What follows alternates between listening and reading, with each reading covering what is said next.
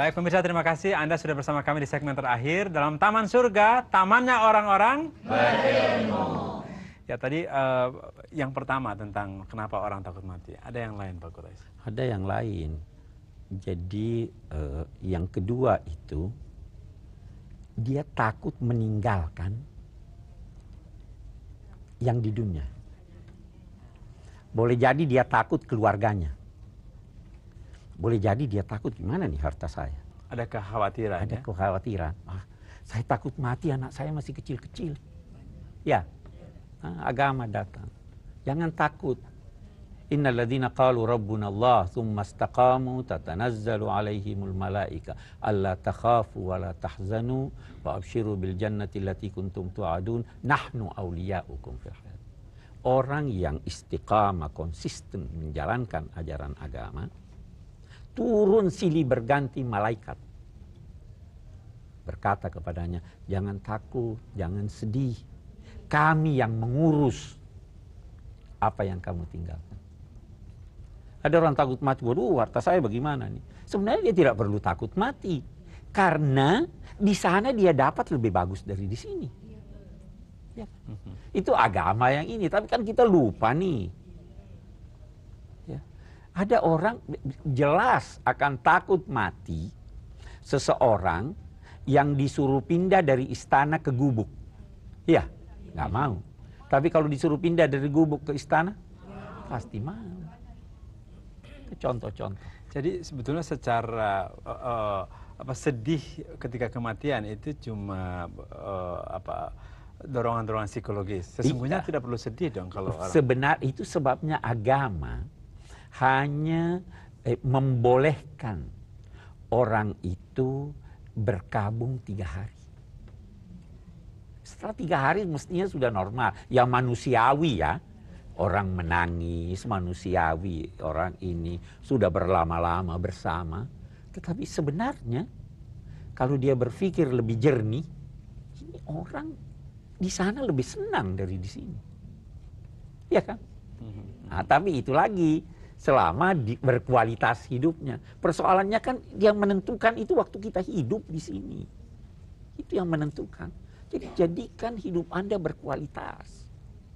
Banyak belajar, banyak giat bekerja, banyak peka.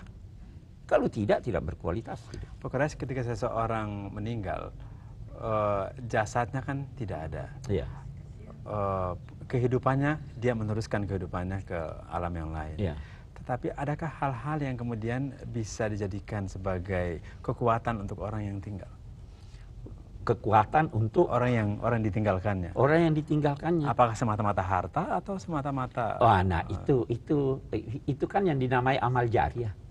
Nah, kualitas hidup lagi nih. Apa itu? Ilmu yang bermanfaat. Semakin banyak ilmu Anda, semakin dapat dimanfaatkan oleh orang lain, semakin berkualitas hidup Anda. Sedekah, ya kan? Itu semakin berkualitas hidup Anda. Karena dengan sedekah, Anda bisa menjadikan orang giat melakukan aneka. Itu. Ya, saya kasih kesempatan lagi untuk ibu-ibu. Silakan. Pak Quraisy, kalau kita melihat saudara kita atau kenalan kita itu sakit, sangat menderita, parah sekali, bagaimanakah sikap kita? Apakah kita boleh mohon kepada Allah, ya Allah mohon dipercepat begitu ajalnya? Bagaimana Pak Ustadz? Iya, seorang tidak boleh mengharap mati. Itu satu dulu. Tidak, apalagi bunuh diri. Betapapun sulitnya apa yang dia hadapi. Tetapi, kalau memang sudah begitu sulit keadaannya, dia boleh berdoa begini, ya Allah, ambillah dia, wafatkanlah dia, kalau kematian itu baik buat dia. Dan panjangkan usianya, kalau usia ini baik buat dia. Jadi dia jangan minta, saya matikan saja ya Allah. Nah, kita yang melihat orang yang begitu juga bisa berdoa seperti itu. Nah, di sisi lain, agama juga menganjurkan kalau kita melihat satu orang berada dalam bencana, maka renungkanlah bahwa Anda tidak dalam bencana, sehingga bersyukurlah kepada Tuhan, sujud syukur, tapi bukan di hadapan orang itu. Ya. Saya kira. Melanjutkan tentang sakit tadi, ada yang mengatakan bahwa kalau orang dalam keadaan sakit, mereka sedang kontemplasi apa sih? Apa merenung? Yang kita bilang lah tadi. Sedang mengevaluasi diri. Iya. Nah, ada yang mengatakan bahwa sakit itu sebagai pelebur dosa-dosanya. Oh jelas.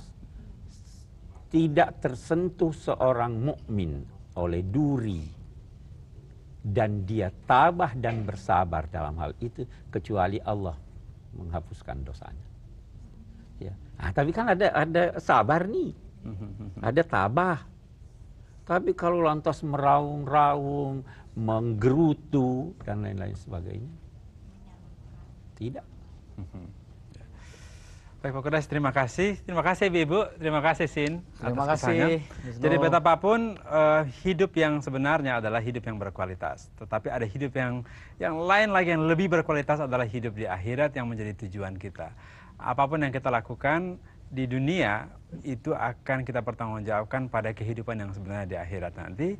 Terima kasih untuk Yayasan Lentera Hati, juga PSQ Pusat Studi Quran. Saya Wisnu Prayoda, sampai jumpa. Wassalamualaikum warahmatullahi wabarakatuh.